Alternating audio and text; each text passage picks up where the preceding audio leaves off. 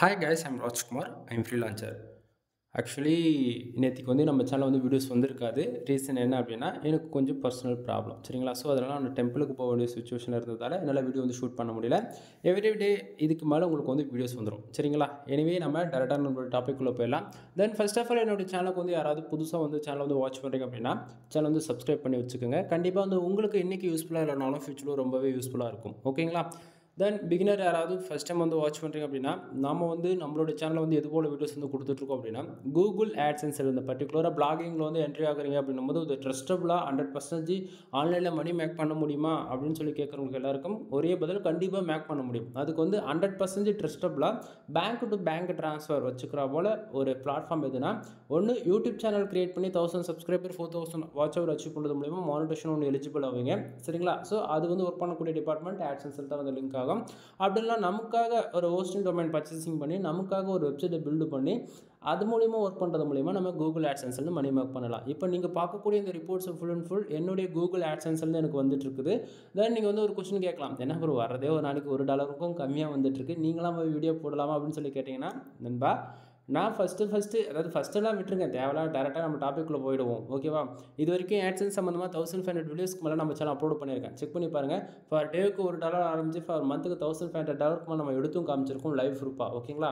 So இது 2024 டில் எண்டில் இந்த எக்ஸ்பெரிமெண்ட் ஸ்டார்ட் பண்ணியிருக்கோம். டே 1லேருந்து டிசம்பரில் 1 ஆரம்பித்து 2024 இது 2025 ஜனவரியில் ஆரம்பிச்சு அதாவது டிசம்பர் 2026 நம்ம போய் காலை வைக்கிறதுக்குள்ளே ஃபார் டேவுக்கு $1 ஆரம்பித்து ஃபார் மந்த்துக்கு மினிமமாக $1000 மேலே ஏர்ன் பண்ணணுன்றது நம்மளுடைய டார்கெட். ஓகேவா. அது ஸ்க்ராட்ச்லேருந்து போகிறோம். ஒரு சென்டில் ஆரம்பித்து ஃபார் மந்த்துக்கு $1000 ஏர்ன் பண்ணணும். இதுதான் நம்மளுடைய டார்கெட். அதுக்காக தான் பாருங்கள், ஃப்ரெஷ்ஷான ஆட்சன்ஸ் அக்கௌண்ட் ஒரே பேமெண்ட்டு கூட ரிலீஸ் ஆக கிடையாது இந்த அக்கௌண்ட்டில். இது வரைக்குமே நமக்கு வந்திருக்கக்கூடிய அமௌண்ட்டு ஓவராலாக $1.26 தான் சரிங்களா. ஸோ அதனால் ஒரு பிகினருக்கு என்னுடைய வீடியோஸ் ரொம்பவே இனிஷியல் ரொம்பவே யூஸ்ஃபுல்லாக இருக்கும்.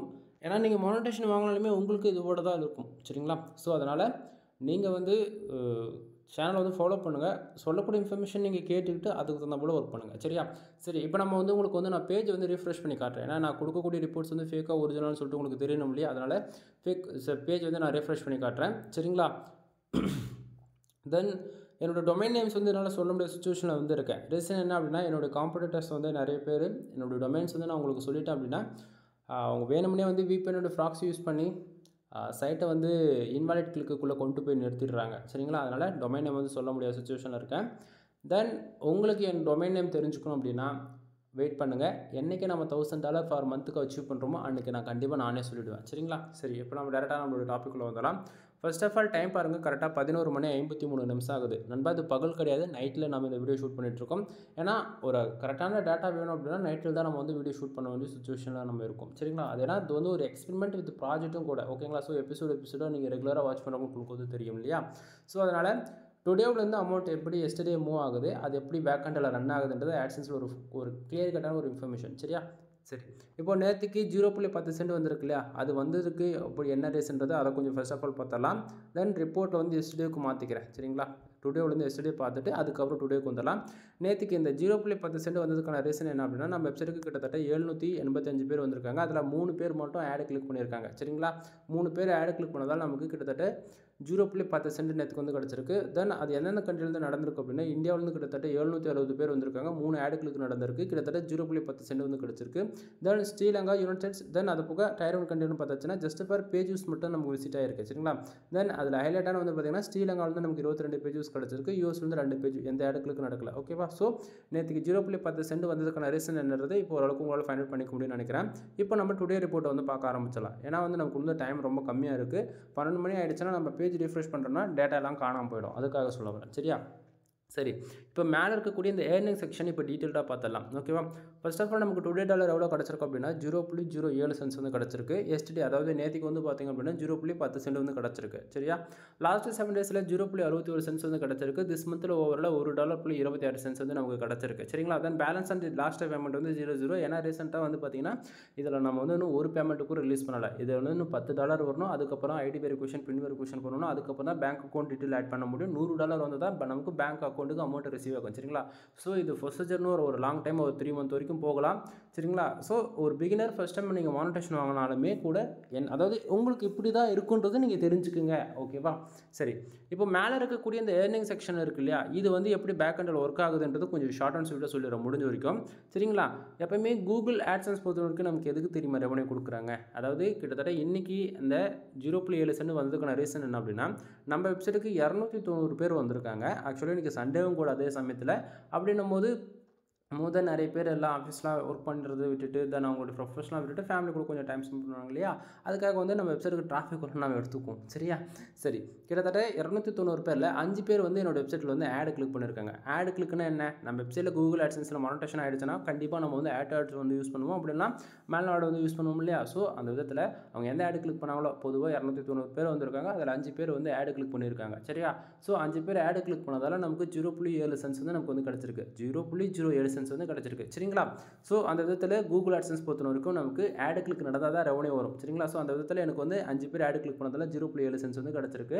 தென் கூகுள் ஆட்சன்ஸ் பொறுத்த வரைக்கும் நமக்கு எவ்வளோ ரெவன்யூ வந்தாலுமே எக்ஸாக்டாக 1 ஹவர் கொண்டு வந்து அப்டேட் ஆகிடும். பேஜ் யூஸ் எவ்வளோ இருக்குது, page RPM and clicks impression இதெல்லாமே எக்ஸாக்டாக 1 ஹவர் கொண்டு ஆகும். இன்னும் அக்யூரேசியாக வேணும் அப்படின்னா 45 மினிட்ஸ் கொண்டு வந்து அப்டேட் ஆக ஸ்டார்ட் ஆகிடும். ஓகேவா? ஸோ அந்த விதத்தில் நமக்கு 0.7 சென்ட்ஸ் வந்து கிடச்சிருக்கு. அதே போல் திஸ் மந்தில் பாருங்கள், டுடேவில் நமக்கு எவ்வளோ வந்தாலுமே திஸ் மந்தில் பார்த்தீங்கன்னா, அதாவது டுடேவில் இந்த செக்ஷனில் 0.7 சென்ட்ஸ் இருக்கு இல்லையா, அப்படியே திஸ் மந்தில் வந்து பார்த்திங்க அப்படின்னா கிட்டத்தட்ட $1.26 சென்ட்ஸ் இருக்கு இல்லையா, இது அப்படியே அந்த டுடேவில் எவ்வளோ வரட்டுமே, அதாவது $1, $10, $100, $1000 வந்தாலுமே டுடேவில் எவ்வளோ வந்தாலுமே அது திஸ் மந்தில் அப்போக்கப்பே அந்த அடுத்து 1 ஹவரில் நமக்கு அப்டேட் பண்ணி ஓவராலாக காட்டும். ஓகேங்களா? ஸோ டே 1 ஆரம்பித்து இன்னி வரைக்கும் 15 நாள் ஆயிருக்கு எக்ஸ்பெரிமெண்ட் ஸ்டார்ட் பண்ணி. இந்த 15 நாளில் $1.26 சென்ட்ஸும் நம்ம வந்து ஏர்ன் பண்ணியிருக்கோம். ஓகேங்களா? ஸோ அமௌண்ட் வைஸ் பார்த்தாச்சுன்னா ரொம்ப கம்மி தான், பட் ஆனால் ரிப்போர்ட்டுன்றது ரொம்ப குவாலிட்டி. சரிங்களா? ஸோ புரிஞ்சுக்குங்க. ஸோ டுடே டாலர் எவ்வளோ வந்தாலுமே 1 ஹவருக்கு ஒன்ஸ் திஸ் மந்தில் ப்ளஸ் பண்ணி காமிக்குன்றது தெரிஞ்சுக்குங்க. அப்போது எஸ்டர்டேவும் லாஸ்ட் 7 days அமௌண்ட் வந்து எங்கேருந்து வந்தது அப்படின்னா, இந்த பேஜ் நம்ம கரெக்டாக 11:57 ஆகுது இல்லையா, ஸோ 12 மணிக்கு நம்ம ரீஃப்ரெஷ் பண்ணுறோம் அப்படின்னா டுடேவில் இருக்கக்கூடிய அமௌண்ட்ஸ்லாம் அப்படியே எஸ்டர்டேக்கு வந்துடும். எஸ்டர்டேவில் இருக்கக்கூடிய அமௌண்ட் லாஸ்ட் 7 days போகும். 7 days இருக்கக்கூடிய அமௌண்ட் எல்லாமே அது எங்கேயும் போகாது, அப்படியே தான் இருக்கும். ஏன்னா அது ஆல்ரெடி திஸ் மந்தில் அப்டேட் ஆகி தான் நம்ம காமிச்சிட்டு இருக்கு. சரிங்களா? ஸோ டுடேவில் நமக்கு எவ்வளோ வந்தாலுமே திஸ் மந்தில் ப்ளஸ் பண்ணி காமிக்கும் அப்படின்றது தெரிஞ்சுக்குங்க. சரியா?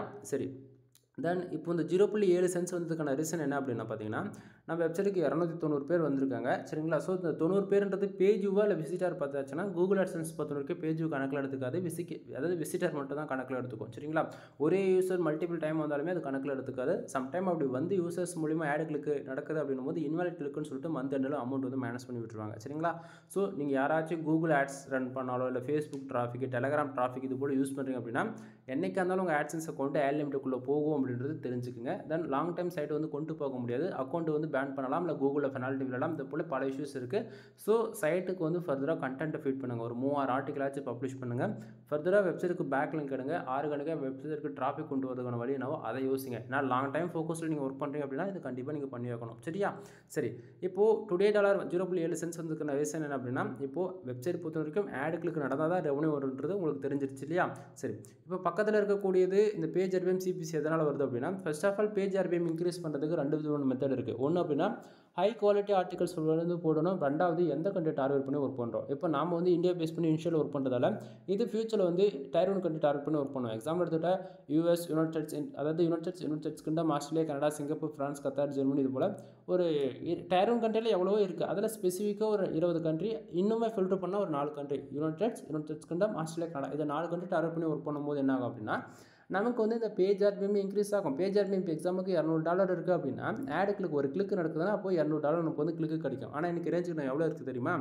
0.24 சென்ட்ஸ் இருக்குது அப்படின்னா ஒரு ஆடு கிளிக் நடந்தால் 0.24 சென்ட்ஸ் வந்து நமக்கு கிடைக்கணும். ஆனால் நமக்கு அவ்வளோ கிடைக்குதா? கிடைக்கல. கீழே பாருங்கள் CPC இருக்குது 0.01 சென்ட்ஸ் இருக்குது அப்படின்னா நமக்கு ஒரு ஆடு கிளிக்கு ஆவரேஜ் பண்ணி அதாவது 5 கிளிக் நடந்திருக்கு, அப்போ 5 சென்ட் நமக்கு வந்து கிடச்சிருக்கணும். ஆனால் இந்த இடத்த பார்த்தீங்கன்னா 7 சென்ட் எப்படி ப்ரோ வந்துச்சுன்னு கேட்டிங்கன்னா ஏதோ ஒரு ஆடு கிளிக்கு 2 சென்ட் வந்ததில் நமக்கு வந்து கிடச்சிருக்கு. புரியுதுங்களா? தென் அப்படின்னா அந்த 1.2 சென்ட்ஸ் 5 சென்ட் இது போல் டிஃப்ரென்ஸில் இருக்கும். சரிங்களா? சரி, இப்போ டைம் வந்து பார்த்தீங்கன்னா எக்ஸாக்டாக 12 மணி ஆகிடுச்சு. இப்போ நான் உங்களுக்கு வந்து நான் பேஜ் ரிஃப்ரெஷ் பண்ணுறேன். பாருங்கள், டுடே வந்து அமௌண்ட் எஸ்டர்டேக்கு போகுது நீங்கள் பார்க்கலாம். ஓகேவா?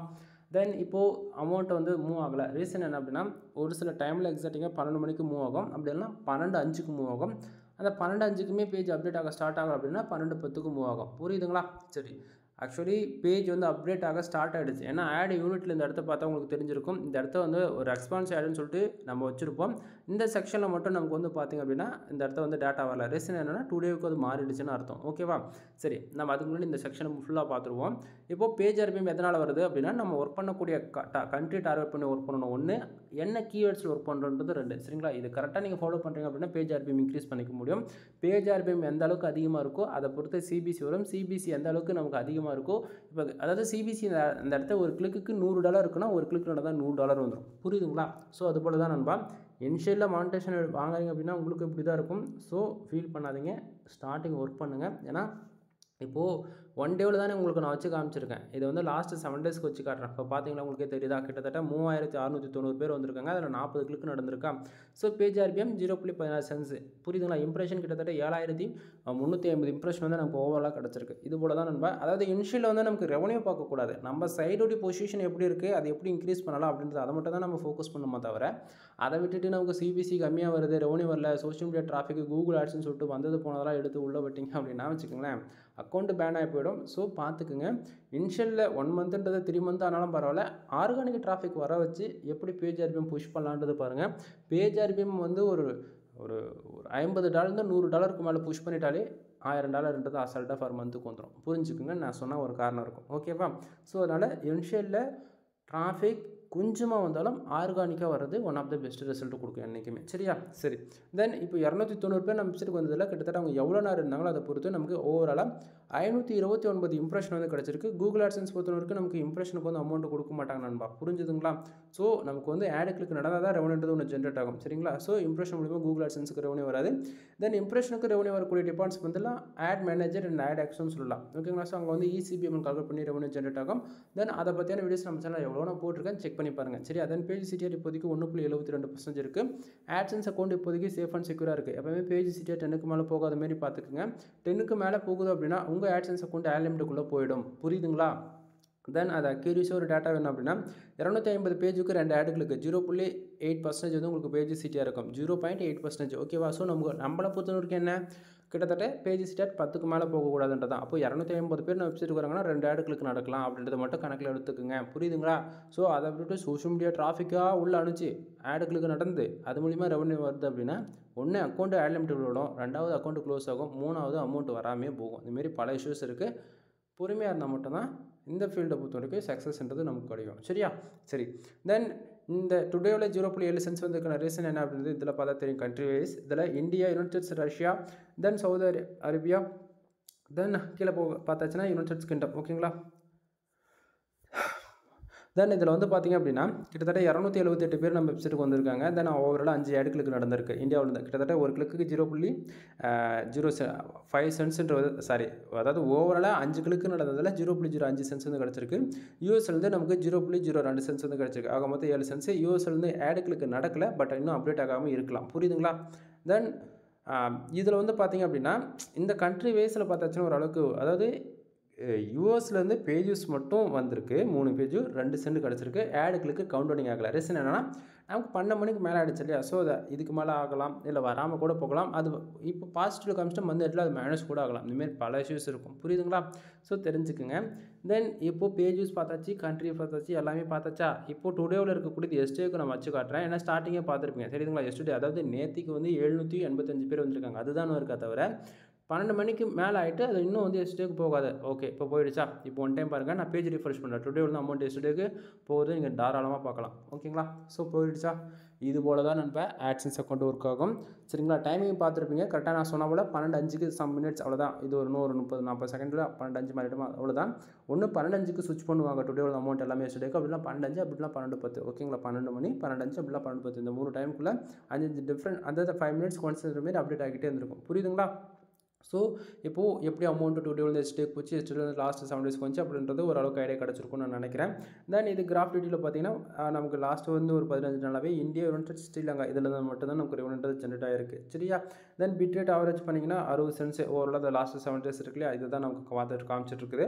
தென் இதில் பார்த்தீங்கன்னா நமக்கு வரக்கூடிய ஆடியன்ஸ் எல்லாமே டெஸ்க்டாப் அண்ட் மொபைலேருந்து வராங்க. அதில் அதிகபட்சம் நமக்கு டெஸ்க்டாப் ஆடியன்ஸ் தான் ரொம்ப அதிகமாக இருக்குது. சரியா? தென் இதை வந்து நான் 1 முறை உங்களுக்கு வந்து நான் எல்லாத்தையும் எஸ்டேக்கு வந்து ஸ்விட்ச் பண்ணி காட்டுறேன். ஓரளவுக்கு ஐடியா கிடைக்கும். ஓகேவா? ஸோ இந்த இடத்த பாருங்கள். ஸ்ரீலங்கா கிட்டத்தட்ட நான் சொன்ன மாரி பார்த்தீங்களா? அதாவது எஸ்டே 0.10 சென்ட், ஆனால் இங்கே வந்திருக்கிறது 0.7 சென்ட். இது எப்படி ஏற்றுக்க முடியும் கணக்கில் நீங்களே சொல்லுங்கள். ஆக்சுவலி எஸ்டே வந்தது டுடேவில் வந்தது தான் எஸ்டே காட்டணும், புரியுதுங்களா? அதாவது அந்த நமக்கு 290 பேர் வந்தாங்க இல்லையா, அது இன்னும் எஸ்டேக்கு மாறாமல் இருக்குதுன்றது இந்த இடத்துல உங்களுக்கு புரியும்னு நினைக்கிறேன். தெரியுதுங்களா? இப்போது டுடேவுக்கு நான் வைக்கிறேன், வரல. அதே இப்போ நான் வந்து எஸ்டேக்கு வைக்கிறேன். எஸ்டே அது வந்ததே நமக்கு ஒரு 290 பேர் தான். அது வந்து இன்னும் அப்டேட் ஆகலைன்றதை தெரிஞ்சுக்குங்க. அது சம் மினிட்ஸில் கொஞ்சம் கொஞ்சமாக அது அப்டேட் ஆக ஸ்டார்ட் ஆகிடும், புரியுதுங்களா? ஸோ அது வந்து எல்லாமே 12:10க்குள்ளே எல்லா ஒர்க்குமே முடிஞ்சிடும். ஸோ தெரிஞ்சுக்குங்க. தென் நான் கொடுக்கக்கூடிய வீடியோஸ் எல்லாமே உங்களுக்கு பிடிச்சிருக்கு அப்படின்னு நினச்சிங்க அப்படின்னா சேனல் சப்ஸ்கிரைப் பண்ணி சப்போர்ட் பண்ணுங்கள். உங்களுக்கு எது போல் வீடியோஸ் வேணுன்றது கமெண்ட் பண்ணுங்கள். கண்டிப்பாக அதை பற்றின ஒரு ஃபுல் டீட்டெயிலான ஒரு வீடியோ நம்ம சேனல் கொடுக்க நான் ட்ரை பண்ணுறேன். ஓகேங்களா? தென் நம்ம கொடுக்கக்கூடியது மோர் தென் எல்லாமே பெய்டு சர்வீஸ்க்குள்ளே தான் வரும். நம்மக்கிட்ட முக்கியமாக கன்னட ரைட்டிங் சர்வீஸ் அவைலபிள் இருக்குது. ஃபார் ஆர்டிகல் 1 கொடுத்துட்ருக்கோம். கன்னட ரைட்டிங் சம்மந்தமாக ஏகப்பட்ட சேனல்ஸ் வீடியோஸ் வந்து நம்ம சேனல் அவைலபிள் இருக்குது. செக் பண்ணி பாருங்கள். ஓகேங்களா? தென் உங்களுக்கு வெப்சைட் சம்மந்தமாக A to Z ஏதாவது சந்தேகம் இருந்தாலும் சரி, இல்லை பெய்டு சர்வீஸ் எதாவது உங்களுக்கு தேவைப்படுது அப்படின்னாலுமே நீங்கள் கான்டாக்ட் பண்ணி நீங்கள் சர்வீஸ் வந்து ஹையர் பண்ணிக்க முடியும். தென் முக்கியமாக கன்னட ரைட்டிங் சர்வீஸ் வெப்சைட் வந்து பில்டு பண்ணி கொடுக்குறது, பேக்லிங் service, domain authority, domain rating increase பண்ணி கொடுக்குறது, வெப்சைட்டுக்கு ப்ரீமியம் தீம்ஸ் போட்டு கொடுக்குதுன்னு சொல்லிட்டு ஏகப்பட்ட ஆஃபர்ஸ் போயிட்டுருக்கு. ஒன் டைம் கால் பண்ணி கன்சல்ட் பண்ணுங்கள். Anyway, thank you for watching. Please subscribe நண்பா.